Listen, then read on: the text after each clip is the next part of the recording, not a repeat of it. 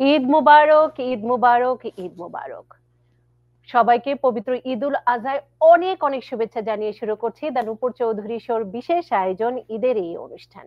এবং আজকে আমরা ঈদের শুভেচ্ছা বিনিময় করব আপনাদের সাথে, এবং একই সাথে সারা বছর ধরে আমার যে সম্মানিত অতিথিরা থাকেন তাদের সাথে ঈদের শুভেচ্ছা বিনিময়টি করে নিব। এবং আমি বলে থাকি এই অনুষ্ঠানটি মূলত তথ্যমূলক অনুষ্ঠান, যেখানে আমরা বিভিন্ন তথ্য উপস্থাপন করে থাকি। আজকেও আমরা তথ্যের চেয়েও নিউ ইয়র্কে কিভাবে আমরা ঈদ উদযাপন করি সেই তথ্যটি বেশি দেওয়ার চেষ্টা করব। এবং শুরুতেই সম্মানিত অতিথি হিসেবে আমাদের সাথে আছেন অ্যাটর্নি মঈন চৌধুরী। ঈদ মুবারক ভাইয়া, কেমন আছেন? ঈদ মুবারক। দেশে এবং প্রবাসে সারা বিশ্বে সবাইকে ঈদ উল আজহার শুভেচ্ছা। ঈদ মুবারক। এবং ঈদের আমি বলবো সারাদিন ব্যস্ত ছিলেন অনেক, কারণ কোরবানি দেয়া, নামাজ পড়া, এবং আপনি এই কমিউনিটির সাথে খুবই ওতপ্রোত ভাবে জড়িয়ে আছেন, কমিউনিটির মানুষের সেবা করা। সেই ফাঁকে ঈদের যে আনন্দ পরিবারের সাথে, সকালটি শুরু করেছিলেন কিভাবে? ধন্যবাদ। যথারীতি আমি যে মসজিদ আবু হুরায়রা জামে মসজিদ, আপনারা জানেন, অনেক বিখ্যাত একটা মসজিদ, জ্যাকসন হাইটস এর সন্নিকটে ইস্ট এলমাস্ট। আমি এটা ট্রাস্টি বোর্ডের সদস্য, সেই কারণেই প্রতি বছর এখানেই নামাজ পড়তে হয়। এটার ব্যতিক্রম নাই। নামাজ সবসময় এখানে পড়ি ছেলেদের সহ। প্রচুর সংখ্যক লোক হয় আমাদের এখানে। 3 তলা মসজিদ এটা, 3 ফ্লোর ফুল থাকে, এবং এমনকি বাইরেও হাজারের মতো লোক ধরে। সো এটা একটা 8টার সময় আমরা নামাজ পড়ি, কারণ এরপরে তো কুরবানি দিতে হয়। সো সবাই এইভাবে ঈদের কুলাকুলি করতে, ধরেন ওইখানে বুঝতেই তো পারছেন, সবাই পরিচিত থাকাতে বের হইতে সময় লাগে অনেক বেশি। ঘন্টাখানেক চলে যায় এখানে কুশলাদি বিনিময়। তারপর বাসায় এসে ফ্যামিলি অনেক বড় এখানে, সবসময় বলে থাকি যাদের ফ্যামিলি বড় তাদের বাইরে যাওয়ার সুযোগ থাকে খুব কম। না, এটি এটি স্বাভাবিক, তবে এটি কিন্তু পরম সৌভাগ্যের বিষয়, কারণ মঈন ভাই এই প্রবাসে আপনি পুরো পরিবারের যে আমেজ, ঈদের যে আনন্দ, সেটি ভাগাভাগি করে নিতে পারছেন। এটি কিন্তু ইয়েস। যারা খুব বেশি সৌভাগ্যবান তারাই তাদের পরিবারকে নিয়ে একত্রে এই প্রবাসে ঈদ করতে পারে, আপনি তাদের মধ্যে একজন। ধন্যবাদ। কোরবানিকে কোথায় দিলেন? ধন্যবাদ। কুরবানির মাঝে মধ্যে নিউ ইয়র্কের বাইরে যাওয়া হয়, মাঝে মধ্যে নিউ ইয়র্কের ভিতরে দেই। তবে এইবার যেটা করলাম, মানে পরিচিত গ্রসারির মাধ্যমে দিয়ে দেই। তবে দুঃখজনক হলো সত্য, আহ এটা আমারই ভুল ছিল, প্রথম দিকে নাম দিতে পারি নাই। তো যে গ্রসারিতে সবসময় কুরবানি দেই, হুম হুম। স্যারা বললো মইন ভাই ঈদের দিন মাংস পাবেন না। সো আমার ঈদের পরের দিন গরু, তারা কয়েকটা গরু, 12টা গরু দেয়। তো নাম কমপ্লিট হয়ে গেছে, এখন আমাকে ঈদের পরের দিনে আর কি গরুর মাংস পিক আপ করতে হবে। ঈদের মানে হচ্ছে আগামীকাল আপনি ঈদের মাংসটি পাবেন। আগামীকাল ঈদের মাংস পিক আপ। এটি এখানে তো প্রায় 3 দিন ধরে ঈদ, যেহেতু এবার শুক্রবার হলো, শনি রবি অনেকেরই বন্ধ, শনি রোববারও অনেকে বেছে নিচ্ছেন কোরবানি দেওয়ার জন্য। আমি যদি একটু জানতে চাই যে এখানে ঈদের আমেজ কেমন ভাবে আপনার লাগে, আপনি তো বহু বছর ধরে এখানে ঈদ উদযাপন করছেন এবং দেখছেন। এখানে ঈদের আমেজ আসলে আমরা যারা এখানে থাকি, অনেক 2 যুগের বেশি সময় ধরে, আমরা আসলে আহ, মানে ওই রকম পার্থক্য বুঝি না, কারণ ছোটবেলা ছিলাম বাংলাদেশে, এরপর তো এখানে চলে আসছি। এখানে ঈদ, তবে দেশের আমেজ ডিফারেন্ট, এখানে আমেজ ডিফারেন্ট। এখানে হচ্ছে কারো বাসায় যেতে গেলে ফোন করে যেতে হয়। দেশে জানি না কিরকম, গ্রামের ঈদটা অন্তত মজার। আর ঢাকায় তো সেম অবস্থা, এখন কারো বাসায় যেতে আপনি ফোন করে যেতে হবে সে আছে কিনা, হুম দাওয়াত হুম। দিল কিনা, বা তার ওয়েলকামিং পরিস্থিতি আছে কিনা সবাই। কিন্তু গ্রামের পরিবেশটা সম্পূর্ণ ভিন্ন। গ্রামে তো আপনার কারো অনুমতি লাগে না, গেলে হুম। আপনি হাজির। সো এই আমেরিকা ঢাকার ঈদটা আমার কাছে একরকম মনে হয়। কিন্তু গ্রামে হলে একটু ভিন্ন রকম আমেজ আর কি, সবার বাসায় গেলেন, রাস্তায় বের হলে লোকজন পাচ্ছেন। তবে নামাজের মসজিদের থেকে নামাজ পড়ার সময় কিন্তু একটা বিশাল আনন্দ। যাদেরকে কখনোই বছরে একবার দেখি তাদেরকে দেখা পাওয়া যায়, কোনো সময় দেখি না, হয়তো মনে মনে খুঁজছে তাকে, দেখি না কেন, দেখি ঈদের নামাজে এসে হাজির। সো এটা আমাদের ছেলেদের একটা বলবো যে এটা একটা মানে ভালো দিক, যে আমরা সবার সাথে দেখা হয়ে যাচ্ছে মসজিদের মাঠে বা ঈদগাহ ময়দানে, সবার সাথে দেখা হয়ে যাচ্ছে, এটা একটা ভালো দিক। আপনার কাছে ছোট্ট করে আমি টিপস নিব, তবে তার আগে একটা মজার স্মৃতি একটু জেনে নিতে চাই, ছোটবেলার কোনো মজার স্মৃতি কোরবানি ঈদকে ঘিরে, সেরকম কোনো কিছু, কোনো গল্প। ছোটবেলার গল্প সবারই তো থাকে, আমরাও ব্যতিক্রম না। গ্রামে বড় হয়েছি, গ্রামে কুরবানি দিতাম। কুরবানির মাংস যখন আমরা পেতাম, প্রথম দিকেই দেখা যায় কুরবানি হওয়ার পরেই কুরবানির যে গরুর কলিজা গুলা আলাদা করে দিয়ে দিত, একসাথে পাক করে খেতাম। এটা সবার সেম ধরনের স্মৃতি। স্পেশাল কিছু জিনিস আছে আমাদের সিলেটের, স্পেশালি কিছু জিনিস আছে। রুটি রুটি চালের রুটি আমাদের এখানে প্রসিদ্ধ, চালের রুটি দিয়ে খায়। সো খাবারটা ঈদ কুরবানি আসলে আহ, মানে খাবারের উপরেই বেশি গুরুত্ব দিত সবাই। এর মধ্যে সবাই ধরেন মাংস সবাই ভাগ করে করে নিয়ে যায়। তারপরে একদল লোক আছে তারা কাজই করতে আসে। আর মাংস বিলানোর মধ্যে একটা মজা আলাদা কুরবানির ঈদে, যে এইটা আমেরিকায় হয় না। আমেরিকায় জিনিসটা কখনোই হয় না, কারণ এখানে গরিব বলতে এখানে নাই। যারা গরিব তারাও কিন্তু গরিব না, কারণ এখানে সরকার সবাইকে সুযোগ সুবিধা দিয়ে রাখছে।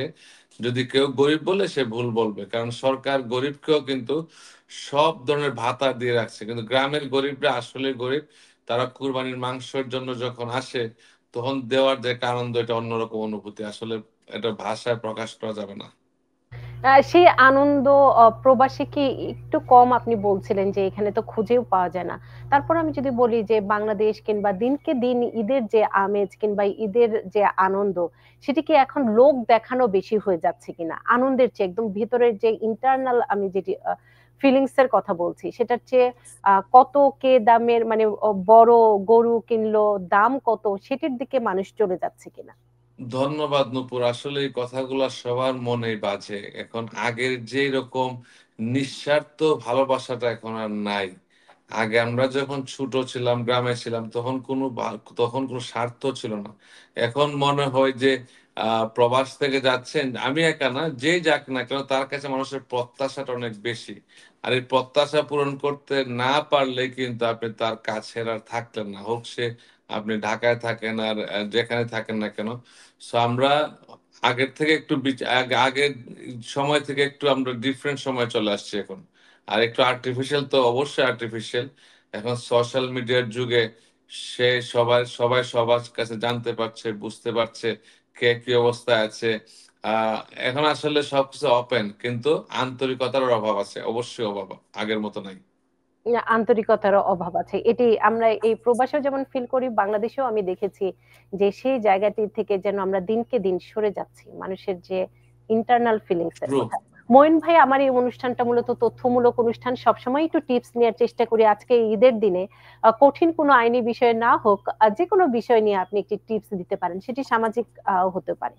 ধন্যবাদ। শুধু একটা কথাই বলি আমি, অনেকে ভাবে যায় মানুষকে আমার কথায় ভয় পায়। আমার কথায় আপনারা ভয় পাবেন না, আমি আপনাদেরকে তথ্য দিয়ে আপনারা সতর্ক হুম, থাকার জন্য।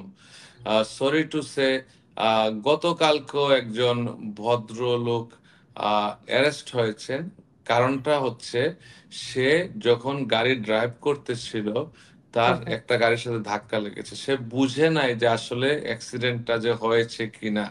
তার হুম, উচিত ছিল অপর ড্রাইভারের সাথে কথা বলে এক্সচেঞ্জ করে ইনফরমেশন, অথবা পুলিশ কল দিয়ে তথ্য আদান প্রদান করে এই জায়গা থেকে মুভ করা। কিন্তু হুম, সে হুম, সরল বিশ্বাসে ভাবছে ওই ভদ্রলোকের হয়তো কিছু হয় নাই। সে বাসায় চলে আসছে, বাসায় আসার পরে তার বাসায় পুলিশ হাজির। কেন? কারণ leaving accident scene is a crime. আপনার আমেরিকার 50টা স্টেটের সব স্টেটে প্রায় একই ধরনের আইন এই ক্ষেত্রে। যদি কোনো দুর্ঘটনা ঘটে, আপনারা কখনো কোনোভাবেই আপনারা দুর্ঘটনার স্থান ত্যাগ করবেন না ইনফরমেশন এক্সচেঞ্জ না করে। ইনফরমেশন হচ্ছে আপনাদের ড্রাইভিং লাইসেন্স, রেজিস্ট্রেশন, ইন্স্যুরেন্স, তিনটা জিনিস অপরপক্ষে দেন এবং তারটাও আপনি নেবেন। তখন আপনি সেফ, পুলিশ আপনাকে অ্যারেস্ট করবে না। আর যদি এগুলো না করতে পারেন, যদি মনে করেন যে নিরাপদ না, ওই ভদ্র যার সাথে আপনার অ্যাক্সিডেন্ট হয়েছে সে হয়তো ভায়োলেন্ট বা আপনাকে অ্যাটাক করতে পারে, ধর আপনি গাড়ির মধ্যে বসেই 911 কল দেবেন অথবা পুলিশকে কল দেবেন স্থান ত্যাগ করার আগে। তা আপনি যেন নিজে, নির্দোষ ব্যক্তিরা কিন্তু দোষী হয়ে যাচ্ছে, কারণ লটা হচ্ছে leaving accident scene is a crime. সে কিন্তু নির্দোষ, কিছুই করে না, সে কিন্তু সরল বিশ্বাসে সে হয়তো জায়গা ত্যাগ করেছে, তার অ্যারেস্ট হয়ে গেছে। সো এগুলো আপনারা ভয় পাবেন না, আমি সবসময় বলি। আর যদি ভয় পান, আমরা আপনার সেবায় নিয়োজিত। আমরা millions of dollars accident case recovery করি। কোনো প্রয়োজনে আমরা 24/7 আপনাদের সেবায় আছি। কল দিলেই পাবেন। যদি কল দিয়ে না পান, টেক্সট করলে আমরা রেসপন্স করি এনি টাইম। দুনিয়ার যে দেশে থাকি না কেন, উই রেসপন্স দ্য টেক্সট। আর আমার নাম্বার সবার কাছে জানা, 917-282 9256। আবারও বলছি 917-282-9256। আর ওয়েবসাইট হচ্ছে moinlaw.com। সো ভালো থাকেন নূপুর। আপনি অসংখ্য ধন্যবাদ, আপনার দর্শকদেরকে ধন্যবাদ, শ্রোতাদেরকে ধন্যবাদ যারা আপনার সাথে আছেন। আপনি রিয়েলি অনেক হেল্প করার চেষ্টা করছেন এটা কিন্তু খুব একটা সহজ না এই কাজটা করা, প্রতিদিন নতুন নতুন গেস্টের সাথে কথা বলা, তথ্য নিয়ে আসা, it's not easy job. Thank you so much from the community. আপনার প্রতি অনেক অনেক ধন্যবাদ এবং কৃতজ্ঞতা, কারণ আপনিও একদম শুরু থেকে দা নূপুর চৌধুরী শোতে আপনি আছেন। যেভাবেই আপনি হয়তো অনেক সময় দিতে পারেন না, কিন্তু মেন্টাল সাপোর্ট কিংবা যেভাবেই হোক আপনি যে সহযোগিতার হাতটি বাড়িয়ে দেন সব সময়, সে কারণে অনেক অনেক কৃতজ্ঞতা। এবং আমার পুরো দর্শকদের পক্ষ থেকে, দা নূপুর চৌধুরী শোর পুরো টিমের পক্ষ থেকে আপনার জন্য অনেক অনেক ঈদের শুভেচ্ছা। ঈদ মুবারক। ঈদ মুবারক সবাইকে, ভালো থাকেন। যে কারণে আমরা ঈদের শুভেচ্ছা বিনিময় করছি। এবং এই পর্যায়ে আমাদের সাথে আছেন আমার আরো একজন প্রিয় মানুষ, এনরোল এজেন্ট পারভেজ কাজী। শুরুতে ঈদের অনেক অনেক শুভেচ্ছা, ঈদ মুবারক। এবং পারভেজ ভাই, সারাদিন কেমন গেল ঈদের দিনটি? ধন্যবাদ নূপুর, ঈদ মোবারক। নূপুর চৌধুরী শোর সকল দর্শকদের ঈদ ভালো গেল, খুব সুন্দর কেটেছে আজকে সারাটা দিন। কোরবানি কোথায় দিলেন? এখানে দিয়েছেন না বাংলাদেশে টাকা পাঠিয়ে দিয়েছেন? কোরবানি দেশেও দিয়েছি আর এখানে ছোট একটা অংশ নিয়েছি। আচ্ছা, ফার্মে গিয়ে দেওয়া হয় না গ্রোসারিতে দিয়ে দেন? গ্রোসারি স্টোরে বলে দেই, এবং এবছর গ্রোসারি স্টোরেই একটু দেরিতে বলা হয়েছে বলে বলছে যে 2 দিন পর মাংসটা পাওয়া যাবে। আমরা যারা এখানে ঈদ করি ডেফিনেটলি কোরবানির মাংসের জন্য বোধহয় আমরা কেউই অপেক্ষা করি না, যেহেতু মাংসটা যারা কোরবানির দিন পায় এটা নিয়ে একটু সংশয় আছে। অনেকে বলে যে এটা বলে কোরবানির আগের দিন জব করা হয়ে থাকে, আমি জানি না কোনটা সত্য। তো ওর জন্য 1 দিন 2 দিন পরে পাওয়াটাই আমার মনে হয় যে উত্তম। আচ্ছা, সেই ক্যালকুলেশনও আছে। তবে শুরু থেকে তো এভাবে এত কোরবানি দেওয়ার যে সুযোগগুলো সেগুলো তো সীমিত ছিল। এখন যেভাবে অনেক ধরনের অপশন, গ্রোসারিতে দিতে পারেন, ফার্মে গিয়ে দিতে পারেন। তো একটু জানতে চাই, আগে কোরবানি দেওয়ার অপশন গুলো কিরকম ছিল? কোরবানির অপশন এখন এত বেশি বেড়েছে যে আমার মনে হয় কেউ কেউ বলছে যে বাংলাদেশে কিছু অনলাইন সার্ভিস আছে, আপনি যদি সেখানে অর্ডার করেন আপনার বাসায় আপনার গরু অথবা খাসিটা এসে যাবে। আমরা সেখানে এখনো পৌঁছিনি, হয়তো শিগগিরই পৌঁছাবো। কিন্তু পূর্বে কোরবানির দিন আসলেই এবং কোরবানি এখানে একটু দিতে চাইলেই আমাদেরকে অনেক বেগ পেতে হতো। আমার মনে আছে একবার আমি নিউ জার্সি গিয়েছিলাম কোরবানি দিতে। নামাজ পড়ার পর সকালে নাস্তা করে বের হয়ে গিয়েছিলাম, রাত 12টার সময় মাংস নিয়ে ফিরেছিলাম এবং বাসায় সবাই বলছিল অনেকে এসছে, অনেক গেস্ট তোমার কথা জিজ্ঞেস করছিল। তো পুরো ঈদের দিনটা শেষ। এরকম কয়েকবার ঘটেছে। তারপর নিজে কোরবানি দেওয়া প্রচেষ্টাটা বন্ধ করেছি। দেখি যে এতে ঈদের দিনের যে ফ্যামিলির সাথে, সকলের সাথে, পরিবারের সাথে একসাথে থাকার যেই আনন্দ সেটা আমরা পাই না। তো ওর জন্য এখন 1 দিন 2 দিন পর মাংস আসে, ওতে অসুবিধা নাই। কিন্তু কোরবানির দিন অ্যাটলিস্ট সকলে একসাথে হলাম, একসাথে নামাজ পড়লাম, ঈদে কোলাকুলি করলাম, যেটা আমরা সকলেই করে থাকি।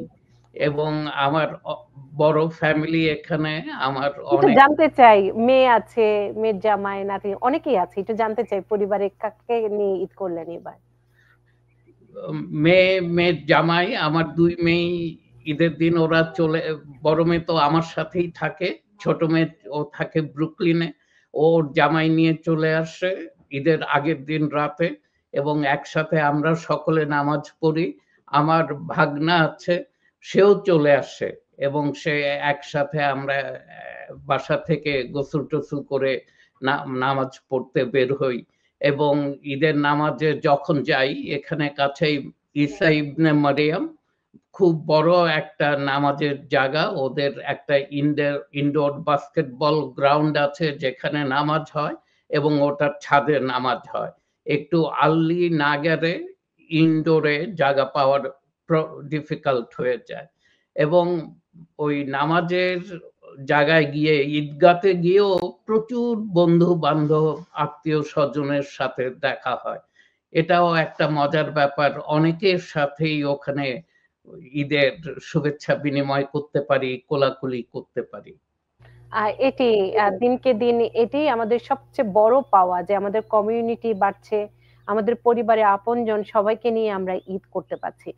পারভেজ ভাই, ঈদের কোনো মজার স্মৃতি কিংবা এখানকারও হতে পারে কিংবা বাংলাদেশের ছোটবেলার যে কোনো স্মৃতি কোরবানি ঈদকে ঘিরে? কোরবানি বাংলাদেশের একটা কথা আমার মনে পড়ে, অনেক ছোট ছিলাম তখন, তো বাসায় গরু কোরবানি হয়েছে, আমরা দেখছি, তো দেখি যে পা ধরে একজনকে দাঁড়াতে হয়। তো আমি বলছিলাম বাবাকে বারবার যে আমি পা ধরে দাঁড়াবো। আব্বা বলছিল যে তুমি ওটা পারবে না, ওটা সহজ না। কিন্তু আরেকজন যে ধরে দাঁড়িয়ে আছে সে আমার থেকে একটু বড়, কিন্তু খুব বেশি বড়ও না। তো আমি অনেকবার বলার পর আব্বা আমাকে বললেন যে ঠিক আছে তুমি যাও, পাটা ধরো। যেহেতু ওই একজনকে ধরে দাঁড়াতে হয়, চারদিকে চারজন দাঁড়ায়, এবং যারা এই চামড়াটাকে আলাদা করে তারা কাজ করতে তাদের সুবিধা হয় একজনকে ধরে রাখলে। তো আমার কাছে মনে হয়েছিল এটা তো কিছুই না, কি বলে আমি পারবো না। কিন্তু পাটা ধরে যখন বুঝলাম যে এটা এত ভারী, এত ওজন, এবং সেই ছোট বয়সে আমার ওই ওজন ধরে রাখার ক্ষমতা ছিল না। অনেক কষ্টে ধরে রেখেছিলাম। পরে আমি আব্বাকে বললাম, আব্বা আমি তো আর পারছি না, কাউকে বলো এটা এসে ধরতে। তো তখন বুঝলাম যে অনেক কিছু আমরা দেখি মনে হয় খুব সহজ, কিন্তু যখন কাজটা করতে যান কাজটা কিন্তু অত সহজ নয়। তো এটি সত্য। একটা অভিজ্ঞতা ছিল। আমার অনুষ্ঠান যেহেতু তথ্যমূলক অনুষ্ঠান, একটা ছোট্ট টিপস চাই, যে কোনো টিপস। আজকে ঈদের দিন খুব কঠিন টিপস না হলেও হবে, যে কোনো একটা টিপস এই প্রবাস জীবনে। ধন্যবাদ। একটা ছোট্ট টিপস দেই, যে সেটা হচ্ছে আমারই এক ক্লায়েন্টের সাথে ইদানিং ঘটে যাওয়া। ক্লায়েন্ট এখানেই সে born and brought up, বাবা বাঙালি, মা অবশ্যই বাঙালি না, ভিনদেশী। তো সে ঘরে বসে, মা অসুস্থ, মার হোম কেয়ার করে। তো গত বছর সে ফাইল আরেক জায়গায় করেছিল, গত বছর না ২০২২। তো ২২ এর ফাইলটা নিয়ে ২৩ এ যখন আমার কাছে আসলো, যেহেতু তার বাবা এবং তার পুরো ফ্যামিলি আমার কাছে ফাইল করে বহু বছর ধরে। তো আমি দেখলাম যে ওখানে যে এক্সক্লুশনটা নেওয়া যায় সিডিপ্যাপ এর অধীনে, সেটা সে যে জায়গায় ফাইল করেছে ওরা ওটা নেয়নি। তো আমি ওকে বললাম এই ব্যাপার, তুমি এটা নিতে পারো, তোমার রিফান্ড কিছুটা বেড়ে আসবে, কিন্তু এটার জন্য এই রিকোয়ারমেন্ট। তো বলল যে আমি তো বাবা মার সাথেই থাকি, এবং মাকে ইনফ্যাক্ট সে টেক কেয়ারও করে, সিডিপ্যাপ এর অধীনে সে কাজও করে। সে বলে যে মাকে দেখভাল করাই আমার দায়িত্ব, মা এখন একটু সিক, অনেক কিছু নিজে করতে পারে না, এবং শি নিডস হেল্প। তো আমি বললাম আমি এটা করে দিচ্ছি, অ্যামেন্ডমেন্ট করে দিচ্ছি তোমার পূর্বের ফাইলটাকে, রিফান্ডটা চলে আসবে। তো আমি অ্যামেন্ড করে দিলাম। যাই হোক, ওরা যথারীতি চিঠি দিল যে তোমরা যে একসাথে থাকো সেটা প্রুফ করো। তো আমি ওকে ডাকলাম, ওই চিঠি নিয়ে আমি ডাকিনি, সে আসলো। আসার পর আমি বললাম এই ডকুমেন্টস গুলো আমাকে দাও, আমরা একটা চিঠি লিখছি আইআরএস কে, ইনশাল্লাহ এটা ক্লিয়ার হয়ে যাবে। তো ওইভাবে ডকুমেন্টস গুলো সব একসাথে করে কেয়ার রিসিপিয়েন্ট এবং কেয়ার গিভার দুজন যে একসাথে থাকে ওইসব প্রমাণাদি সহ পাঠালাম। পাঠাবার পর আইআরএস তাকে ফোন করলো, এটা এই সাবজেক্ট ম্যাটারে, এবং ওই চিঠিগুলো যে লিখছিল সেই লোকই ফোন করলো। এবং এটা একটা রিয়েল কল, মানে আইআরএস সাধারণত কল করে না, আইআরএস একটু যাচাই বাছাই করার জন্য। এবং সেখানটায় সে ভুল করলো যেটা, সে বলল যে আমি তো সঠিক বলতে পারবো না চিঠিতে কি লেখা হয়েছে না লেখা হয়েছে, চিঠির কপি কিন্তু তার হাতে। সে বলছে যে আমার প্রিপেয়ারের সাথে তুমি কথা বলো। তো আইআরএস অফিসার বলছে তো না, আমি তার সাথে তো কথা বলবো না, আমি কল করেছি তোমার কাছ থেকে জানতে, যেহেতু 22-এ তুমি এটা ক্লেম করনি, তুমি এসে এখন এটা ক্লেম করছো। সে বলে যে আমি ক্লেম করেছি এবং 23-এর তো আমি রিফান্ড পেয়েছি এবং 24-এর রিফান্ডও পেয়েছি, তুমি এখন কেন আমাকে এগুলো জিজ্ঞেস করছো? বলে যে 2022-এ তোমরা একসাথে ছিলা, তুমি জানো এটা কিভাবে ক্লেম করা যায়। যাই হোক, সেখানে ঝামেলা করার কারণে সঠিক উত্তর দিতে পারে নাই। সে আইআরএস অফিসার স্যাটিসফাইড হয় নাই এবং তার এই ক্লেমটাকে ডিনাই করেছে। ডিনাই হওয়ার পর সে আমার কাছে এসছে, যে আমাকে সে আঙ্কেল ডাকে, যে আঙ্কেল আপনি করে দিয়েছিলেন। তো আমি বললাম যে অফিসার তোমার কাছে জানতে চেয়েছিল তুমি তোমার মা বাবা একসাথে থাকো কিনা। বলে যে হ্যাঁ, এইসব ট্যাক্স কোশ্চেন আমি কিভাবে অ্যান্সার করব। আমি তখন অবাক হলাম, তুমি এখানে born brought up, college graduation করেছো, এগুলো তো ট্যাক্স কোশ্চেন না। তোমাকে তো বলে নাই যে তুমি স্ট্যান্ডার্ড ডিডাকশন নিয়েছো না আইটেমাইজ ডিডাকশন নিয়েছো। ও শুধু জানতে চেয়েছিল যে তোমরা একসাথে থাকো কিনা, আর এইটার জন্য তুমি আমাকে রেফার করেছো। তো অফিসার ধরে নিয়েছে এটা বানোয়াট, এটা সত্য না, এবং তার ক্লেমটা রিফিউজড হয়েছে। তো ওর জন্য অনেক সময় কেউ যদি অ্যামেন্ডেড সিচুয়েশনে থাকে, অ্যামেন্ডমেন্ট ফাইলে, আমি সকলকে বলবো ট্যাক্স কোশ্চেন গুলো আপনারা অ্যান্সার করেন না, সেগুলো আমাদের জন্য রেখে দেন। কিন্তু আপনার ওয়ে অফ লাইফ নিয়ে যদি কোশ্চেন করে, আপনাকে যদি জিজ্ঞাসা করা হয় যে তুমি আর তোমার বউ একসাথে থাকো কিনা, সেটার উত্তর তো আপনাকে দিতে হবে। এটা আমি প্রিপেয়ারার, আমি তো দিব না। তোমার ছেলে অথবা মেয়ে স্কুলে যায় কিনা, আপনি যদি বলেন যে ওইটা ট্যাক্স প্রশ্ন, ওইটা আমার প্রিপেয়ারার অ্যান্সার করবে, এগুলা কিন্তু সঠিক না। এবং স্পেশালি আমি অত্যন্ত মানে কষ্ট পেয়েছি যে ওর কাছ থেকে, ও একটা ব্রাইট ছেলে, মানে এমন যদি হতো যে ও মাত্র আসছে, নিউলি ইমিগ্রেন্ট, ওদের প্রশ্ন বুঝে নাই, ওদের সাথে ঠিকমতো কথা সে কমিউনিকেট করতে পারে নাই, একটা কথা ছিল, কিন্তু আমি তার কাছ থেকে সেটা আশা করিনি। তো যাই হোক, আমি যুদ্ধ করছি, আপনারা দোয়া করবেন আমি যেন ওর এই ক্লেমটাকে, এই রিফান্ড চেক গুলোকে এনে দিতে পারি। না, সেটির জন্য শুভ কামনাও রইলো এবং ঈদের অনেক শুভেচ্ছা। যেহেতু ঈদের অনুষ্ঠান, এই বিষয়গুলো নিয়ে আমরা হয়তো এর পরে বিস্তারিত আলোচনা করব। আজকে ঈদের অনুষ্ঠানে আপনি এসেছেন, সময় দিয়েছেন, সে কারণে অনেক অনেক কৃতজ্ঞতা। এবং আপনি যদি আমার দর্শকদের ঈদের শুভেচ্ছায় কিছু বলতে চান। ধন্যবাদ। ঈদের সকল দর্শক শ্রোতা, ঈদ মোবারক। নতুন একটা বিল আসছে, আপনারা অনেকেই শুনেছেন, বিগ বিউটিফুল বিল। যদি কখনো সুযোগ হয়, এই বিলের সাথে ট্যাক্সের অনেক সম্পর্ক আছে। নতুন বছরে ট্যাক্স কিভাবে পরিবর্তন হতে যাচ্ছে, কারা সবচেয়ে বেশি বেনিফিট পাবে, কারা কম পাবে, কাদের জন্য কি রাখা হলো এই বিলে, এগুলো নিয়ে কথা বলবো। আজকে এই পর্যন্ত। সকলকে ঈদ মোবারক এবং ঈদের শুভেচ্ছা। আপনার প্রতি অনেক অনেক ঈদের শুভেচ্ছা এবং ঈদ মুবারক, এবং আমার পুরো টিমের পক্ষ থেকে অনেক অনেক কৃতজ্ঞতা। ভালো থাকবেন আপনি। ধন্যবাদ। এবং একই সাথে দর্শক, আমি বলে থাকি দা নূপুর চৌধুরী শো তথ্যমূলক অনুষ্ঠান, সারা বছর ধরে যারা কষ্ট করে তথ্য দিয়ে যান তাদের সাথে মূলত ঈদের শুভেচ্ছা বিনিময় করছে। এবং এই পর্যায়ে আমরা এমন আরেকজনকে পাবো যিনি আমার খুব পছন্দের মানুষ। দা নূপুর চৌধুরী শোর আমি বলো সব সময় থাকেন নতুন নতুন আপডেট নিয়ে, আইন অভিবাসন নিয়ে, অ্যাটর্নি খায়রুল বাশার। শুরুতে অনেক অনেক ঈদের শুভেচ্ছা ভাইয়া, ঈদ মুবারক। কেমন আছেন? সারাদিন কেমন গেল ঈদের দিনটি? ভালোই, ঈদ মুবারক। আপনার প্রতি ঈদের শুভেচ্ছা। আপনার ভিউয়ার্স, আপনার স্টাফ যারা আপনাকে হেল্প করেন তাদের প্রতি ঈদের শুভেচ্ছা। ভালোই কেটেছে। এবং আজকে আপনাকে একদম অন্যরকম লাগছে, যেহেতু ঈদের অনুষ্ঠান, পাঞ্জাবি পরেছেন। সবসময় আপনাকে অ্যাটর্নির যে পোশাক আমরা কোটটাই ওভাবে দেখি। একটু জানতে চাই যে কত বছর হলো আমেরিকাতে ঈদ করছেন, কত বছর ধরে আছেন? আমেরিকাতে প্রায় 35 ইয়ার্স, 35 ইয়ার্স, 90 থেকে আছি, অনেকদিন হয়ে গেল, অনেক বছর, অনেক অনেক অল্প সময় বয়সে আসছিলাম, তো এই তো চলেই তো যাচ্ছে। 35 বছরে অনেক কিছুর পরিবর্তনের সাক্ষী আপনি।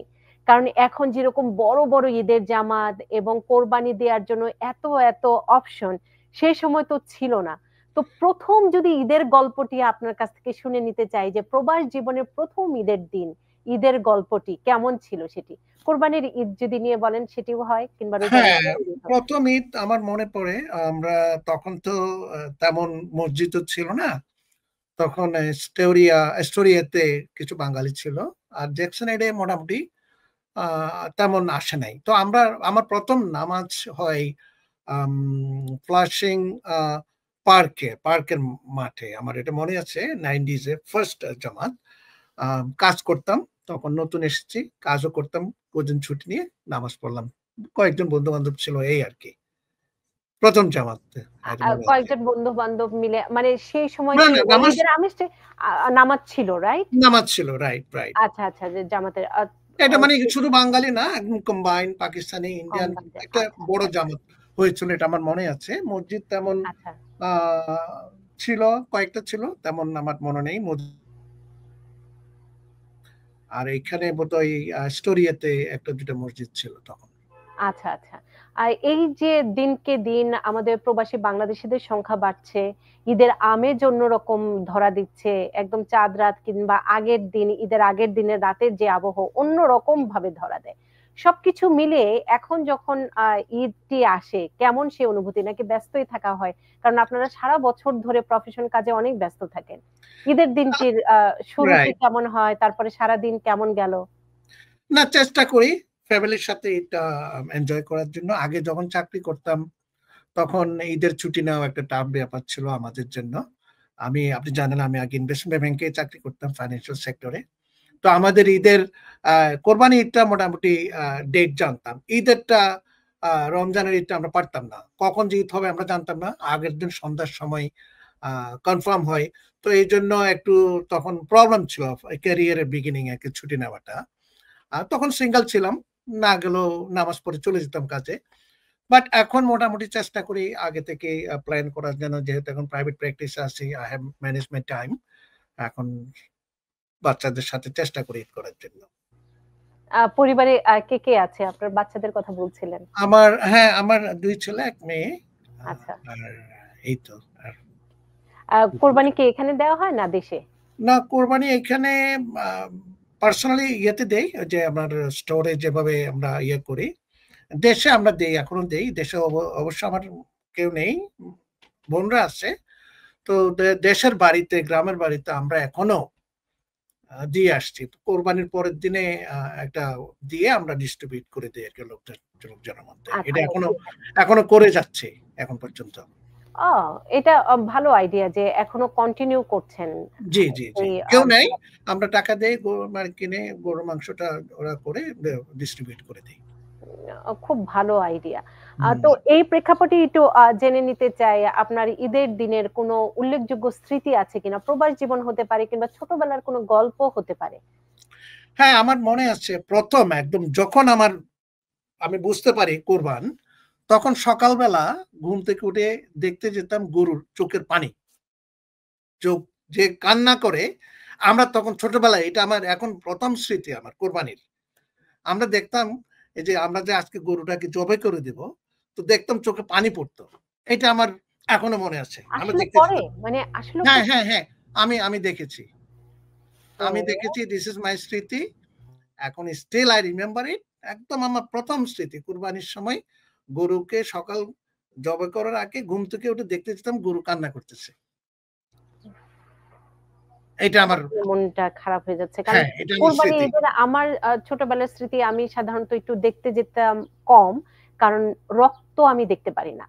মানে ওই জবই করা কিংবা তার আগের যে কাজগুলো এগুলো আমি নিতে পারি না, মানে স্টিল নাও আমি দেখতে পারি না যে কাঁচা যে কোনো কিছু, কিংবা ওই আমি দেখতেই পারি না, মানে আমার খুব কষ্ট ফিল হয়। আমি জানি না যে এটা অনেকেরই হয়তো আছে। এবং হ্যাঁ, এটা আমারটা মনে হয় একদম প্রথম, একদম আমার যখন বুদ্ধি হয় প্রথম দিকের স্মৃতি, তারপর তো আমরা এনজয় করতাম। হ্যাঁ হ্যাঁ, সেটি আমাদের মজা ছিল। আমরা হয়তো খাওয়াতামই করতাম, কিন্তু পরের দিন থেকে আমি আর ধারে কাছে নেই, মানে সেটার একটা ভয় আমার কাজ করতো। আমার যেহেতু এটি তথ্যমূলক অনুষ্ঠান, ঈদের অনুষ্ঠান, আজকে ঈদের শুভেচ্ছা বিনিময় করছি, কারণ আপনারা সারা বছর ধরে থাকেন, তাই চাচ্ছিলাম যে ঈদের দিনও একটু শুভেচ্ছা বিনিময় আমার দর্শকদের সাথে। কোনো টিপস আছে কিনা? যে কোনো টিপস হতে পারে, কারণ আজকে ছোট্ট করে টিপসও নিচ্ছি। এক্সকিউজ মি, হ্যাঁ, টিপসের মধ্যে এখন তো আপনারা দেখলেন আপনার লাস্ট অনুষ্ঠানে মনে আমি একটু বলেছিলাম আইস চারিদিকে অ্যারেস্ট করা শুরু করেছে ইন্টারভিউতে। তো রিসেন্টলি এটা ইন্টেন্সিফাইড হয়ে গেল। এই গত 30 তারিখ লাস্ট ডে, ফ্রাইডে তো 30 গেল না, ফ্রাইডে তো সুপ্রিম কোর্টের রায় তো আসলো, আপনারা দেখলেন। অলমোস্ট 530,000 প্যারোল রিসিপিয়েন্ট যারা ছিল, কিউবান, নিকারাগুয়া, হেইটি, তারপর ভেনেজুয়েলান, ওদের টিপিএস তো সুপ্রিম কোর্টে এটা রায় দিয়ে দিল। So no more, they have to leave.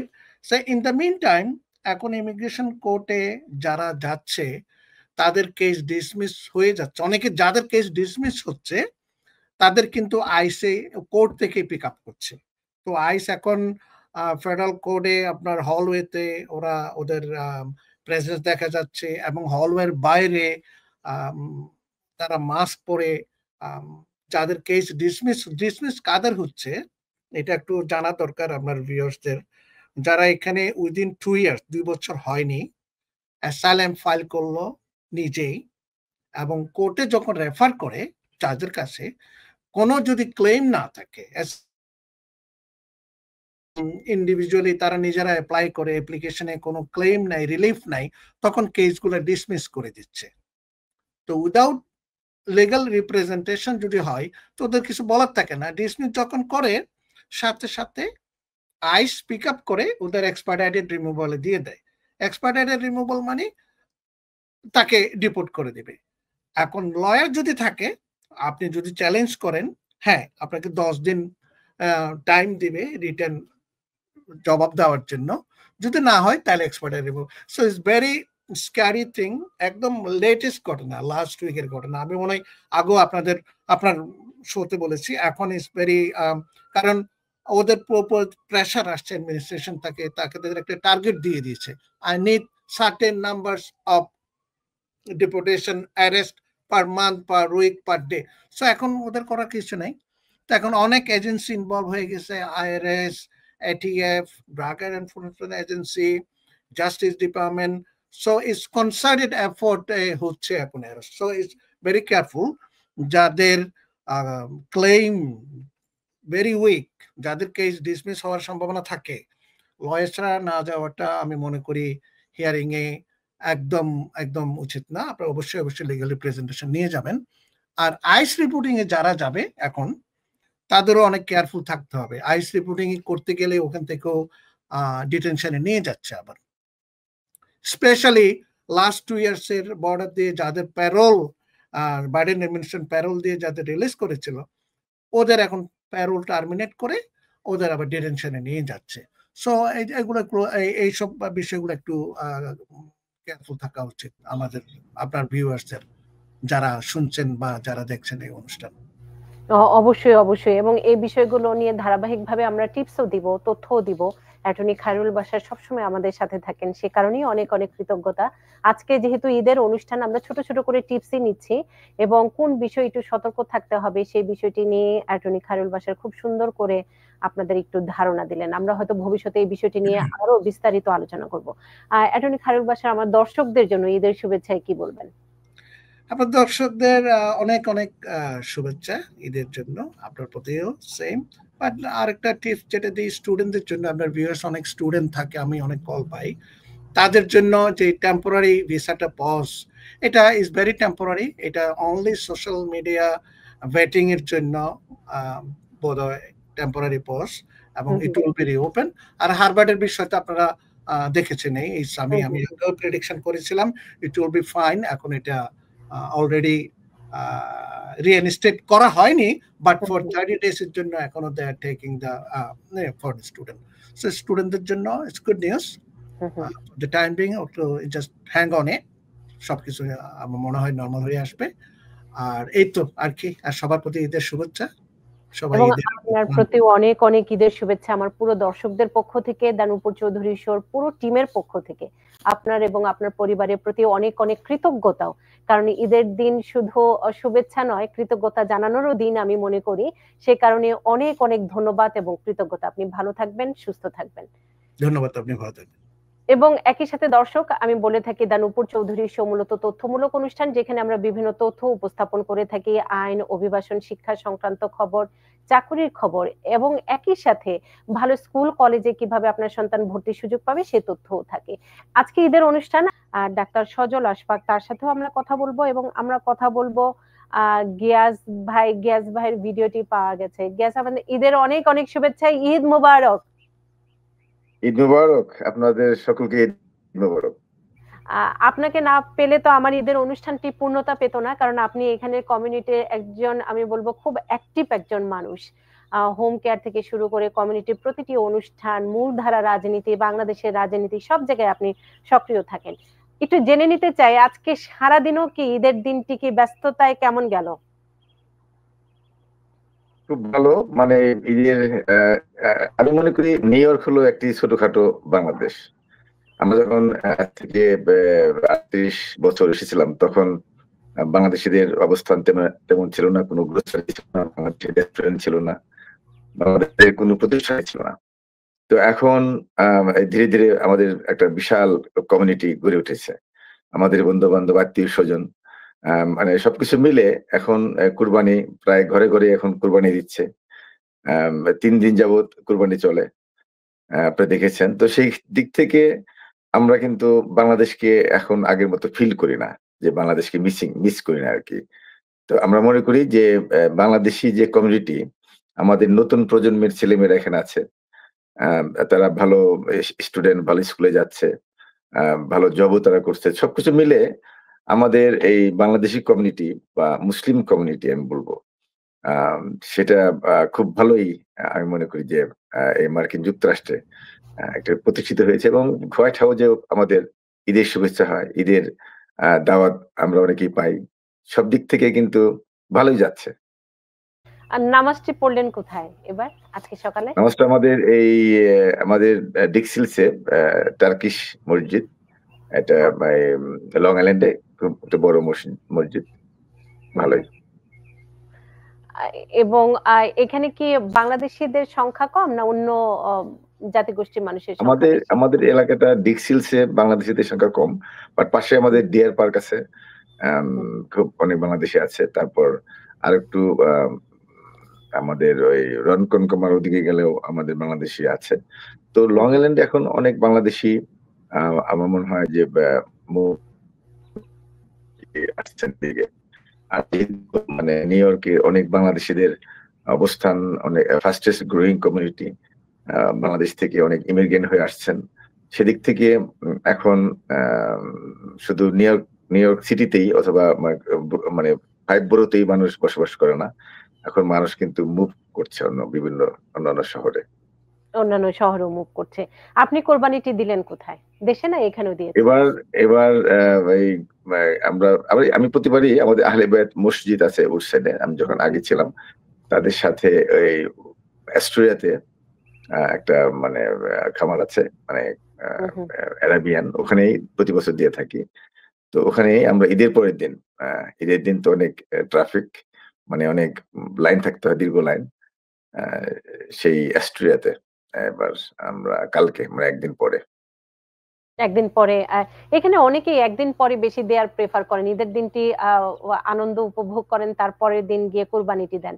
এবং অনেকে, আমি একটু জেনে নিতে চাই, আপনি বলছিলেন 38 বছর ধরে আমেরিকাতে আছেন, তো শুরুর আর গল্পটি তো নিশ্চয়ই এরকম ছিল না, এত অপশন কোরবানি দেওয়ার, ঈদের জামাত এত, এবং এই যে ঈদের আগের দিন রাতের এত জমজমাটা আয়োজন, কোনো গল্প আছে শুরুর দিকের গল্প যেটি আপনার এখনো মনে হলে মনে হয় যে আহ কি দিন পার করে এসেছি, এখন তো ঈদের আনন্দ অন্যরকম? হ্যাঁ, আমি যখন আসি স্টুডেন্ট ভিসা নিয়ে, সেই কত ৩৮ বছর আগে, ৩৯ বছর হয়ে যাবে। তো সেই তখন তো আসলে বাংলাদেশিদের সংখ্যা ছিল না। কোনো Bangladeshi restaurant, grocery, Jackson Heights বলতে কিছু না, আমাদের বাংলাদেশিদের কোনো অবস্থানই নেই। তো সেই দিক থেকে তখন আম বাংলাদেশে কল করতেও আপনার আ মানে ১ মিনিট আপনার কস্ট হতো $৩ থেকে $৪। এত আ এত কস্টলি ছিল বাংলাদেশে কল করা। তো আমরা বাংলাদেশ থেকে মোটামুটি বিচ্ছিন্নই থাকতাম। এখন তো মনে করেন video call, face line, WhatsApp মানে সবকিছু আছে। তখন এগুলি ছিল না। আমাদের মানে আমার মনে মনে আছে যে আমি 91 এ খুব অসুস্থ হয়ে পড়ি। এলমাস হসপিটালে প্রায় ২ মাস ছিলাম। তো এই বাংলাদেশের সাথে যোগাযোগ করা, তখন বাংলাদেশের মানুষ, আমার যারা আত্মীয়স্বজন, প্যারেন্টস, তারা তো খুব মানে পাগল প্রায় যে কি হচ্ছে? এই যে যোগাযোগের যে বিচ্ছিন্নতা, যোগাযোগটা মানে আমরা ফিল করি যে ওই সময়ে যে আমরা বাংলাদেশের সাথে যে যোগাযোগ করব, তেমন কোনো মাধ্যমই ছিল না। আমরা চিঠি লিখতাম তখন এসে বাংলাদেশে। এখন তো সেই চিঠি তো নাই। চিঠি লেখালেখি নেই। তো এটা মনে পড়ে যে ওই সময় আমরা ১ম যখন আসি। তারপর ঈদের যে তখন তো ঈদের তেমন একটা মানে তেমন কোনো আনন্দই ছিল না। ঈদের নামাজ পড়েছি। কারণ তখন কোনো বাংলাদেশী মসজিদ ছিল না। একটা মসজিদ ছিল, সেই ম্যানহাটনে মদিনা মসজিদ। তো আমাদেরকে মানে আমাদের ফ্রেন্ডরা ২-১ জন আছে, তারা সিনিয়র। তারা নিয়ে গেল মানে অ্যারাবিয়ান কোন একটি মসজিদে নামাজ পড়তে। তো ওই সময় আমাদের বাংলাদেশে যেহেতু আ মসজিদের সংখ্যা কম, একটা মসজিদ। তো সেই দিক থেকে আমরা মোটামুটি ধীরে, ধীরে এখন দেখেন একটা নিউ ইয়র্ক হলো একটা বাংলাদেশ। নিউ ইয়র্কে আপনাদের সাংবাদিক, তারপরে সাংস্কৃতিক অনুষ্ঠান, ধর্মীয় অনুষ্ঠান, মসজিদের সংখ্যা তো মনে হয় ৫০০ র বেশি হবে। বাংলাদেশি গ্রোসারির সংখ্যাও তো ৫০০ র বেশি হবে। আমাদের এখানে প্রায় ২০ টা মিডিয়া আছে। মানে বাংলাদেশে যা আছে, নিউ ইয়র্কে আমাদের তার চেয়ে বেশি আছে। বাংলাদেশে যেটা পাওয়া না যায়, আমাদের নিউ ইয়র্কে সেটা পাওয়া যায়। বাংলাদেশে যে ইলিশ মাছটা পাওয়া যায় না, নিউ ইয়র্কে সেই ইলিশ মাছটা পাওয়া যায়। তো সব দিক থেকেই আমি বলব যে আমরা ভালোই আছি। জি। আমার এই অনুষ্ঠানটি মূলত তথ্যমূলক অনুষ্ঠান। ঈদের শুভেচ্ছা বিনিময় তো করছি, সাথে সাথে একটু টিপসও নিচ্ছি। আপনি কমিউনিটির সার্ভিসে কিংবা কমিউনিটির সেবায় কোন টিপসটি আজকে এই ঈদের দিনে দিতে চান? কোন তথ্যটি দিতে চান? ঈদের দিনে আমি মনে করব যে আমরা যেন আমাদের নতুন প্রজন্মের ছেলে-মেয়েদেরকে আমরা প্রথমত মাস্ট যেন মসজিদে নিয়ে যাব, এবং যেই বাসায় যাই বেড়াতে, আত্মীয়স্বজন, বন্ধু-বান্ধবের, আমাদের ছেলে-মেয়েদেরকে নিয়ে যাব। কারণ ছেলে-মেয়েদেরকে সোশ্যালাইজ করতে হবে। কারণ এই দেশের ছেলেমেয়েরা কিন্তু মানে এই আত্মীয়স্বজনের বাসায়, বন্ধু-বান্ধবের বাসায় যেতে চায় না। তারা ঘরেই থাকতে চায়, গেম খেলে, অথবা তাদের নির্দিষ্ট গণ্ডির সেই কয়েকজন বন্ধুদের সাথেই মানে চ্যাটিং করতে চায়। তো সেদিক থেকে আমরা বলব যে এই নিউ জেনারেশনকে আমাদের ঈদের যে আমেজ, ঈদের যে গুরুত্ব, যেকোনো ঈদই, কোরবানি ঈদের গুরুত্ব, কেন আমরা কোরবানি করলাম, কেন স্যাক্রিফাইস করছি, তো কাদের জন্য, এই সবকিছু মিলে ছেলেমেয়েদের সাথে আলোচনা করা। মানে আমাদের যে ধর্মীয় মূল্যবোধটাকে এই প্রবাসে ধরে রাখতে হবে। বাংলাদেশী যে কালচারটা, বাঙালি কালচারটা, সেগুলি আমাদেরকে ছেলেমেয়েদের সাথে আলাপ করতে হবে। দেখেন অন্যান্য কমিউনিটি কিন্তু, আপনি চাইনিজরা দেখেন চায়না ভাষায় তাদের ছেলেমেয়েদের সাথে কথা বলে, এবং হিস্প্যানিকরাও তাই। হিস্প্যানিকরাও তো কিন্তু তাদের ভাষায় হিস্প্যানিক ভাষায় কথা বলে। এই দেশে ইহুদি যারা আছে, তারা ইহুদি ধর্ম এবং তাদের হিব্রু ভাষায় তারা প্রত্যেকে হিব্রু ভাষা জানে। তো সেদিক থেকে আমি মনে করব যে আমাদের ছেলেমেয়েদের সাথে বাসায় যেন বাংলায় কথা বলি। এবং ধর্মীয় যে আ চর্চাটা যেন বাসায় আমরা আলোচনা করি। খুব সুন্দর একটি পরামর্শ দিলেন যে আমি অনেক ছেলেমেয়েকে দেখেছি বাবা-মার সাথে যেতে চায় না ছেলেমেয়েরা অন্য কারো বাসায়। এটি আসলে শিখাতে হবে। কারণ আমরা তো ছোটবেলায় আমাদের খালা, মামা, সেখানে তো আমাদের বন্ধু-বান্ধব ছাড়াই আমরা গিয়েছি। তো সেক্ষেত্রে এই চর্চাটি যদি পরিবার থেকে হয়, নিঃসন্দেহে আমাদের যে সংস্কৃতি, আমাদের ধর্মীয় যে মূল্যবোধ, সেটি আমাদের নতুন প্রজন্মের মধ্যে জাগ্রত হবে। গিয়াস ভাই, আবারও আমার পুরো টিমের পক্ষ থেকে ঈদের অনেক অনেক শুভেচ্ছা, ঈদ মোবারক, এবং আপনার প্রতি অনেক অনেক কৃতজ্ঞতা। আমার দর্শকদের জন্য ঈদের শুভেচ্ছায় কি বলবেন? জি, আপনার অগণিত দর্শকদেরকে আমার পক্ষ থেকে ঈদের শুভেচ্ছা এবং ধন্যবাদ আমাকে কিছু বলবার সুযোগ করে দেওয়ার জন্য। এবং আপনার প্রতি অনেক অনেক কৃতজ্ঞতা গিয়াস ভাই। আপনি ভালো থাকবেন, সুস্থ থাকবেন। Thank ঈদের এই বিশেষ আয়োজনে দানুপুর চৌধুরী শোর ঈদের অনুষ্ঠান, এবং এটি মূলত তথ্যমূলক অনুষ্ঠান। তবে আজকে ঈদের আয়োজনে আমরা একটু আমাদের সাথে সারা বছর ধরে যারা থাকেন, টিপস দেন, পরামর্শ দেন, তাদের সাথে ঈদের শুভেচ্ছা বিনিময় করে নিচ্ছি, আপনাদের সাথে ঈদের শুভেচ্ছা বিনিময়টি করে নিচ্ছি। এবং এই পর্যায়ে আমার আরো একজন প্রিয় মানুষ থাকবেন, ডাক্তার সজল আশফাক। ঈদ মুবারক, এবং ঈদের দিনটি কেমন গেল শুরুতে একটু জেনে ঈদ নিই। মুবারক, এবং ঈদের দিনটি আমি বলবো খুব ভালো গিয়েছে। এবং বলা হয়ে থাকে প্রবাসেও এখন বাংলাদেশের 16 আনা আনন্দই পাই আমরা এই নিউ ইয়র্কে। আর সজল ভাই, আপনাকে পাওয়া মানেই হচ্ছে, যেহেতু কোরবানির ঈদ, স্বাস্থ্যের একটি বিষয় আছে, আমরা একটু স্বাস্থ্য বিষয় নিয়ে কথা বলতে চাই।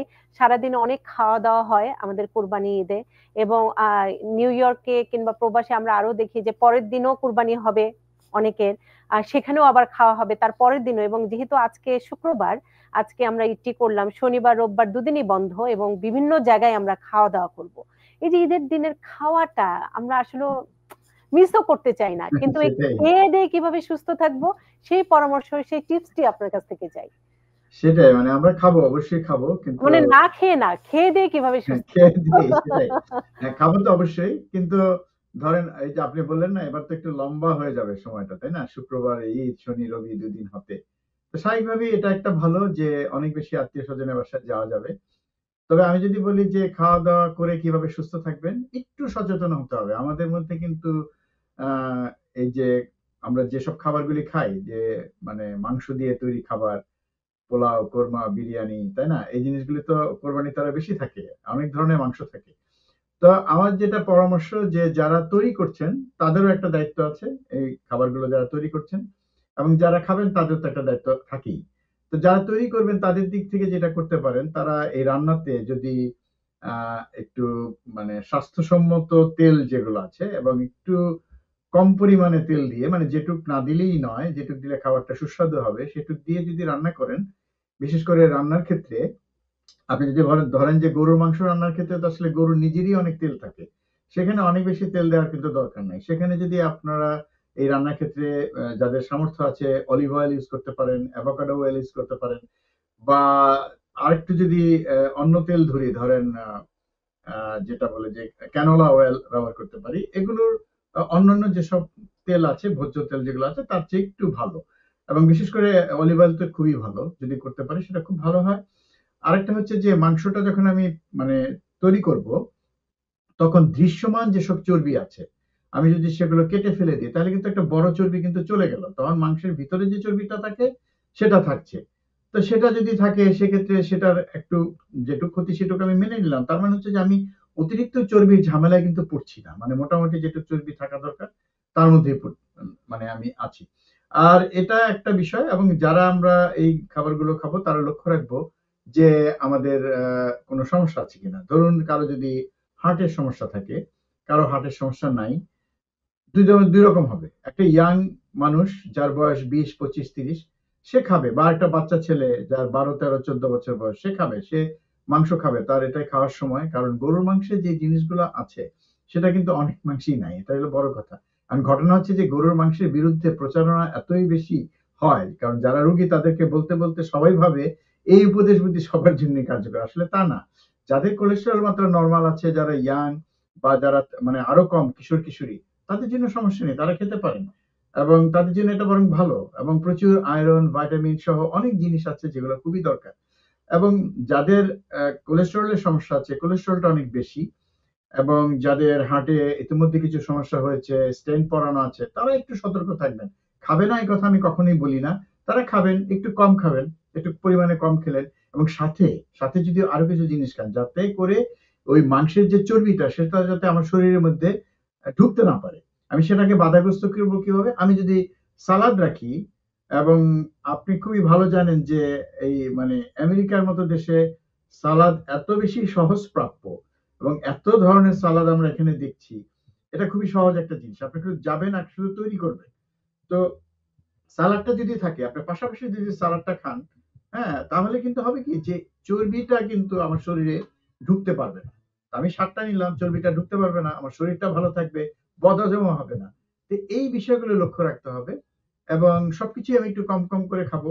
এবং যেহেতু 3 দিন সময় অনেক জায়গায় যাবেন, তো প্রতিদিন একটু কম কম করে খাবেন।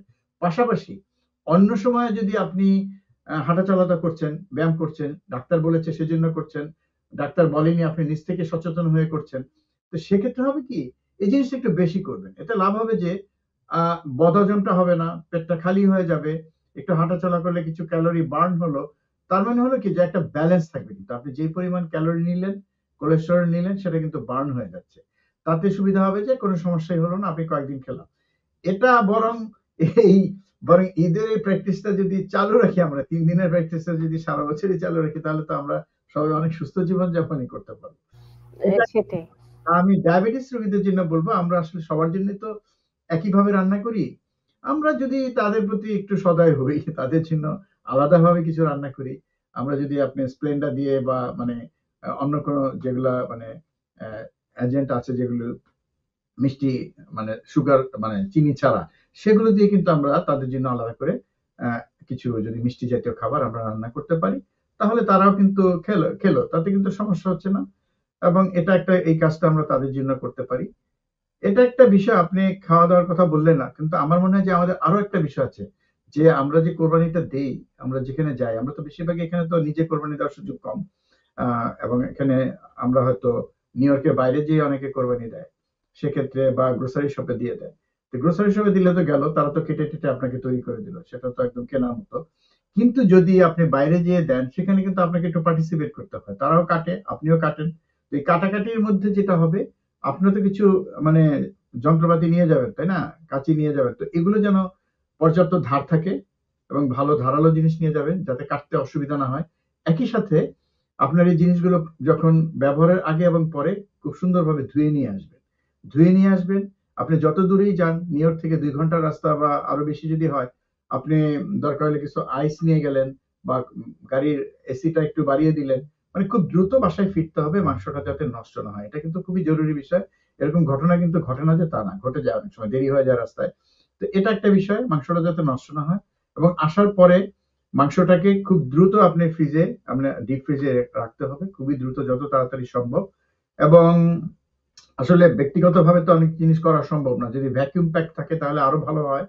কিন্তু এটাকে ধুয়ে মানে আপনি যেভাবে প্রক্রিয়াজাত করেন না কেন, সেটাকে যদি আপনি পরিষ্কার করে আপনি সেটাকে সাথে সাথে ফ্রিজে ঢুকিয়ে রাখেন, তাহলে কিন্তু দেখা যাবে কি অনেক ঝামেলা কিন্তু চলে যাবে। এবং আমি যন্ত্রপাতিগুলি পরিষ্কার করে নিয়ে আসবো। এখানে আমি যখন কাজ করব খুবই সতর্ক থাকবো, কারণ আমরা বছরে একবার করছি, আমরা নিয়মিতভাবে করি না, সেখানে আঙ্গুল কেটে যেতে পারে, নানা রকম দুর্ঘটনা হতে পারে। কাজে একটু সতর্ক থাকতে হবে। প্রয়োজনীয় ব্যবস্থা আমরা যেসব গ্লাভস পাওয়া যায়, ছুরি পাওয়া যায়, সেগুলো আমরা যেন নিই, বা চপিং বোর্ডটা নিই। তাতে হবে কি আমি খুব বেশি আনাড়ি না হলে আমার জন্য কাটতে কিন্তু সমস্যা হবে না। এবং আমরা যখন সংরক্ষণ করব, ফ্রিজের মধ্যে যেন অনেক গাদাগাদি করে আমরা না দিই, কারণ অনেক মাংস আগে থেকে ফ্রিজ ভরা, তাতে একটু ফাঁকা ফাঁকা রাখতে হবে। তাতে হবে কি যে ঠান্ডা বাতাসটা যেন প্রত্যেকটা কর্নারে পৌঁছায়। তা না হলে হবে কি, খুব চাপাচাপি করে আপনি চেপে ফ্রিজে রাখলেন, তাতে দেখা যাবে কিছু কিছু মাংস কিন্তু জমবে না, এবং সেক্ষেত্রে কিছু মাংসের মধ্যে একটু গন্ধ হবে, কিন্তু সেটা কিন্তু হতে পারে। এবং এটা মানে যদি মানে যেই তাপমাত্রা আমরা রাখি, দরকার হলে তাপমাত্রাটা আরেকটু কমিয়ে দেব, দিয়ে সংরক্ষণ করবো, পরে না হয় ঠিকভাবে করে দেবো। যেমন আপনি যদি ধরেন যে ডিপ ফ্রিজে -18°C কিন্তু রাখা উচিত, এবং কোনোভাবেই সেটাকে আর ডিপ ফ্রিজের বাইরে রাখবো না, কারণ মাংস বলে কথা, খুব সহজেই সেটা নষ্ট হয়ে যেতে পারে। এবং রান্নার কথাগুলো তো আমি বললাম। আর আমরা এবং আপনি খুব সুন্দর করে খাওয়া দাওয়ার যে টিপস সেগুলো যেমন দিলেন, পরিষ্কার পরিচ্ছন্নতার বিষয়টিও দিলেন। আমি আরেকটি বিষয় একটু জেনে নিতে চাই। অনেকে বলেন ঈদের মধ্যে অনেক মাংস খাওয়া হয়ে গেছে, আর 1 মাস মাংস না খেলেও হবে। এই যে এক ধরনের মানে আমি ঈদের দিন বেশি করে খেয়ে ফেললাম, পরে আমি হয়তো 1 মাস খাবো না, এই ধরনের প্ল্যান করেন, অনেক পরিকল্পনা করেন। শরীরের ক্ষেত্রে এইভাবে ডায়েটের যে পরিকল্পনা, সেটি আসলে কতটুকু উপযুক্ত? আসলে কি মানে ঈদের দিন অনেক বেশি খাবেন, খেয়ে আপনি কোলেস্টেরলের মাত্রাটা এত বেশি বাড়িয়ে ফেলবেন, পরে সেটা কমাতে কিন্তু আপনি 1 মাস মানে সেই জিনিসটা খেলেন না, তার মানে হচ্ছে যে আপনি শুধু শুধু কেন নিজেকে এই ঝুঁকির মধ্যে ফেলবেন, তাই না? আপনি একদিন 10 মাইল রাস্তা হাঁটলেন, পরে বাকি আরো 15 দিন আপনি বাসায় বসে রেস্ট নিলেন, বিষয়টা সেরকম হয়ে গেল না? কিন্তু বরং হলো সেদিন আপনি কম খান। আপনি যদি যাদের একদমই রেস্ট্রিক্টেড, মানে অনেক খাওয়া একদম নিষেধ বলা হয়, ডাক্তাররা তো অনেকে খুবই মানে কঠিন ভাবে বলেন অনেক সময়, তারাও কিন্তু চাইলে একদিন কিন্তু 100 থেকে 150 গ্রাম মাংস খেতে পারবেন। তো সেরকম খেলেন, প্রতিদিনই অল্প অল্প করে খেলেন, অনেক বেশি খাওয়ার দরকার কি? এবং অনেক বেশি খেতে যাতে না হয়। এবং আমি বলবো যে যাদের ডায়াবেটিস আছে তারা এমন কিছু ওষুধ কিন্তু খান, যারা ওজন কমাতে চান তারাও এমন কিছু ওষুধ খান যেগুলো কিন্তু এমনিতেই তাদের খাওয়ার প্রতি যে মানে আকর্ষণ সেটা কিন্তু এমনিতেই কমে যায়। তারা চাইলেও কিন্তু অনেক বেশি খাওয়া যায় না। বা আরো আরো অনেক সাধারণ মানে ট্রিক আছে যেগুলো করা যায়। আপনি খাওয়ার আগে 1 গ্লাস পানি খেয়ে নিবেন, দেখেন যে আপনি চাইলেও অনেক বেশি খেতে পারবেন না। কাজেই বা টুকটাক এটা ওটা খেয়ে নিলেন, এটা একটা বিষয়। কিন্তু আরেকটা জিনিস আমরা করতে পারি, সেটা হচ্ছে যে গ্রিল করতে পারি। মানে মাংসটা গ্রিল করে যদি করি, সেক্ষেত্রে লক্ষ্য রাখতে হবে সেটা যেন বার্ন না হয়, মানে কয়লার মতো হয়ে যায় না অনেক সময় পুড়ে, মানে ওইটা যেন না হয়, কারণ ওইটা খাওয়াটা ঠিক না। কিন্তু আমরা যদি সেটাকে গ্রিল করি তাতে হবে কি, আমরা কিন্তু অতিরিক্ত তেল দিচ্ছি না, সামান্য একটু উপরে দিচ্ছি লেয়ারে। তো আর বেশিরভাগ চর্বি কিন্তু মাংসের ভিতরে যে চর্বি সেটাও কিন্তু গলে কিন্তু চলে যাচ্ছে। তাতে হয় কি, সেটা কিন্তু অন্যান্য রান্না করা মাংসের চেয়ে একটু বেটার, মানে কোলেস্টেরলের দিক থেকে যদি ভাবি। তো এটাই। আর অতিরিক্ত একদিনে খেয়ে অসুস্থ হওয়ার চেয়ে অল্প অল্প করে সবসময় খাবো, তার সমস্যা কি? সেটাই, টেস্ট আমরা সবসময় নিব। হ্যাঁ, ঈদের দিন ব্যস্ততার মাঝেও সময় দিয়েছেন, সে কারণে ডাক্তার সজল আশফাক অসংখ্য ধন্যবাদ। সবশেষ উপসংহারে কোনো টিপস যদি থাকে, শুভেচ্ছা যদি থাকে, আমার দর্শকদের জানাতে পারেন। আর সেটাই যে আমরা ঈদের সময় আমি হাঁটতে বললাম, খাওয়ার পরে আমরা অনেকে কিন্তু এটা জানি, বলি যে খাওয়া মানে বেশি খাওয়া হয়ে গেছে তো একটু হেঁটে আসো। তো এই কথাটা কিন্তু আমরা জানি, কিন্তু আমরা যদি এটা প্রতিদিন কমপক্ষে 30 মিনিট করে হাঁটি এবং সবসময় যদি একটু পর্যাপ্ত পানি খাই, আমরা অনেক সময় কিন্তু পানি খেতে হবে জানি, কিন্তু তারপরে কিন্তু খাওয়া হয় না। অ্যাটলিস্ট 6 থেকে 8 গ্লাস বা 8 গ্লাস তো মিনিমাম পানি যদি আমরা প্রতিদিন খাই এবং হালকা ব্যায়াম করি, এবং আমার কোলেস্টেরলের মাত্রাটা আমাদের সবার জানা উচিত, প্রত্যেকেরই জানা উচিত। কারণ এগুলো তো আসলে আমরা হঠাৎ করে যেন আবিষ্কার না করি আমার কোলেস্টেরল 300 এ চলে গেছে। আমরা যেন A1C যেটা আছে এটা যেন আমরা প্রতি বছর হলো একবার অন্তত করি, বা 6 মাসে একবার অন্তত করি, জানি যে সুগারের অবস্থাটা কি। সেটা আমি কোলেস্টেরলের মাত্রাটা বলবো সব বয়সেরই করা উচিত, তরুণদেরও করা উচিত। কারণ আজকাল দেখা যাচ্ছে যে আমরা অনেকেই, বিশেষ করে তরুণরা যেভাবে বাইরে খাবার খায়, হ্যাঁ, তারা এই যেসব বাইরে তৈরি বিভিন্ন ধরনের মানে ফ্রাইস থেকে শুরু করে অনেক খাবার খায়, তাদের আপনি ছোট বাচ্চা যারা 10-11 বছর, তাদেরও কিন্তু ডাক্তার এখন কোলেস্টেরলের মাত্রা বেশি পাচ্ছেন। কাজে ডাক্তারা সেটা করছেন, এবং এখানে যারা থাকেন তারা তো এমনি এমনি করছেন। আমি বাংলাদেশের দর্শক যারা দেখে থাকবেন তাদেরকে বলবো আপনার স্বপ্রণোদিত হয়ে আপনার বাচ্চাদের সেই পরীক্ষাগুলো করান, কারণ তাদেরকে তো আপনি সেই খাবারগুলো দিচ্ছেন, তারা তো খাচ্ছে। এবং একই সাথে যারা বয়স্ক, আমাদের আমাদের যাদের জানা আছে পরিবারে বাপ্পার মধ্যে হার্টের অসুখ আছে, মানে ডায়াবেটিসের ইতিহাস আছে, আমরা যেন A1C টা দেখি, 3 মাসের গড় একটা সুগারের পরিমাপ করা যায় এটা দিয়ে। এটা এই ধারণাটা থাকলে হবে কি, আমরা একটু ভালো ফিল করবো। আপনি যদি জানেন আপনার কোলেস্টেরলটা নর্মাল, A1C নর্মাল, সব নর্মাল, ক্রিয়েটিনিন নর্মাল, আপনার কিন্তু ভালো লাগবে। এই ভালো লাগা কিন্তু আপনাকে আরো ভালো অনুভূতি দিবে, আপনি আরো ভালো থাকবেন, আপনার মানসিক চাপটা কিন্তু থাকছে না। এটা একটা বড় বিষয়। কিন্তু আপনি ভালো আছেন, আপনার শরীরটা ভালো আছে, এটা জানলে আপনার কিন্তু শরীরটা আরো ভালো হয়ে যাবে আসলে। সেটাই, মানসিক ভাবেও সুস্থ হয়ে যাব সেটা অনেকখানি। অনেক বড় বিষয়। অনেক অনেক ধন্যবাদ ডাক্তার সজল আশফাক, কারণ আপনার মূল্যবান টিপস এবং পরামর্শ নিঃসন্দেহে আমরা মেনে চলবো। এবং সুস্থ থাকাটা সবচেয়ে বেশি জরুরি, কারণ ঈদের আনন্দ মাটি হয়ে যায় যে আমি শুধু নিজে না, আমার পরিবারে কেউ অসুস্থ হয়ে গেলে পুরো ঈদের আয়োজনটি মাটি হয়ে যায়। সে কারণে পরিবারের সবাই সুস্থ থাকুক, ভালো থাকুক, এবং একই সাথে ঈদের আনন্দ উপভোগ করি, সেই কামনাটি রইল প্রতিটি পরিবারের প্রতি। এবং আমার পুরো টিমের পক্ষ থেকে আপনার প্রতি অনেক অনেক ঈদের শুভেচ্ছা এবং কৃতজ্ঞতা। এবং একইভাবে আপনার টিম, আপনি এবং যারা দর্শক দেখছেন বা ভবিষ্যতে রেকর্ডকৃত অবস্থা দেখবেন, সবাইকে শুভেচ্ছা, ঈদের শুভেচ্ছা এবং ধন্যবাদ। এবং আপনার প্রতি ধন্যবাদ। এবং একই সাথে দর্শক বলে থাকি, দা নূপুর চৌধুরী শো মূলত তথ্যমূলক অনুষ্ঠান, যেখানে আমরা বিভিন্ন তথ্য উপস্থাপন করে থাকি। আজকে ছিল ঈদের বিশেষ আয়োজন। এই বিশেষ আয়োজনকে কেন্দ্র করে আমরা সাজিয়েছিলাম ভিন্ন আঙ্গিকে, যেখানে আমাদের পছন্দের মানুষগুলো আমাদের সাথে ছিল এবং আমরা আনন্দ উপভোগ করে নিয়েছি, ঈদের আনন্দ। এবং আপনারা সবাই ভালো থাকবেন, সুস্থ থাকবেন। আবারও সবার প্রতি অনেক অনেক ঈদের শুভেচ্ছা। ঈদ